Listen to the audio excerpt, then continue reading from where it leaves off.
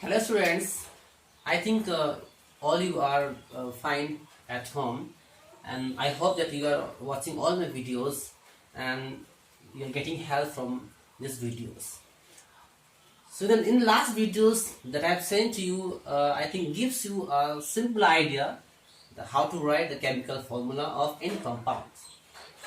So today is the time to know about the radicals and how these radicals take part in the chemical reactions to form a different compound. Before that, we must know the radical means here. Radical means is nothing but this is simply the group of atoms. Group of atoms. So, in the natures, as we have the many elements, 118 elements, okay, so we have many more things that surprise us.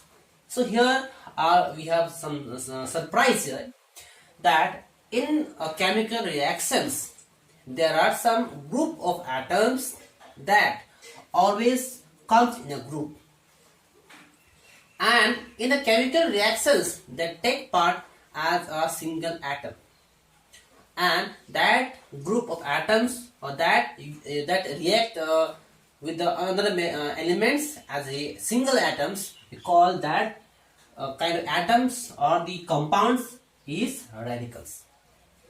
So let's see some examples of radicals. Hydroxide means OH, carbonate means CO3, nitrate means NO3, sulfate SO4, phosphate PO4, bicarbonate HCO3, and ammonium means NH4. So these are the simple radicals. As you can see that we have here the different atoms. We have more than 2 atoms of different elements. So all these are called the radicals. Now what about their valencies? As I told earlier just now that these radicals act as a single atoms. So that means as they are taking part in the chemical reactions, they must have their valencies. So here in the case of the hydroxide, the valency is 1, carbonate, the valency is 2, nitrate valency is 1, sulfate 2, phosphate 2, bicarbonate 1, and the ammonium is also 1. So these are the valencies of these different radicals. Now we will apply the same rules that we had done in the case of the atoms to write the chemical formula. So what we'll do now, let's start now one example. So I am going to write here the chemical formula of the calcium hydroxide.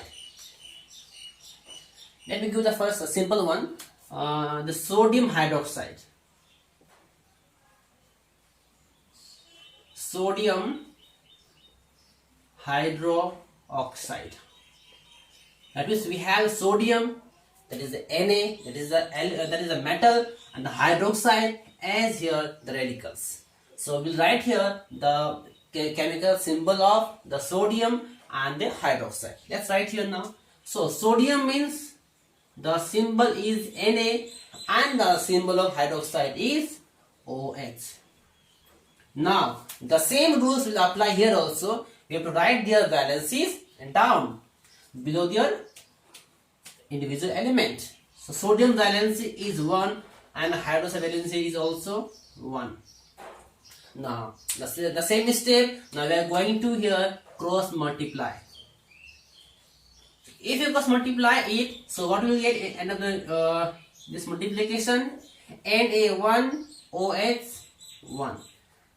As we have only one, so we can remove it. So here the formula of sodium hydroxide.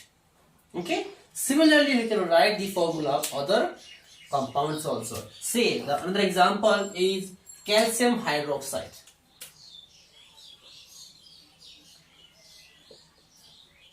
Calcium hydroxide. So the calcium symbol is Ca. Hydroxide means OH. Valency of calcium is 2 and OH is 1.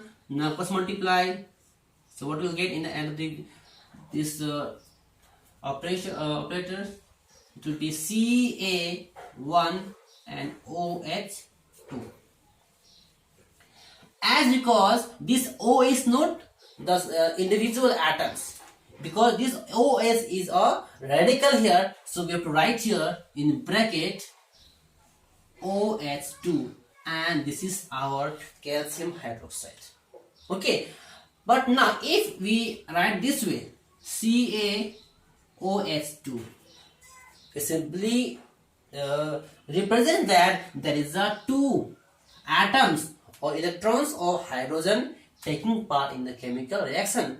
But this is not true, because here OH means OH here represents the radicals, that is the hydroxide.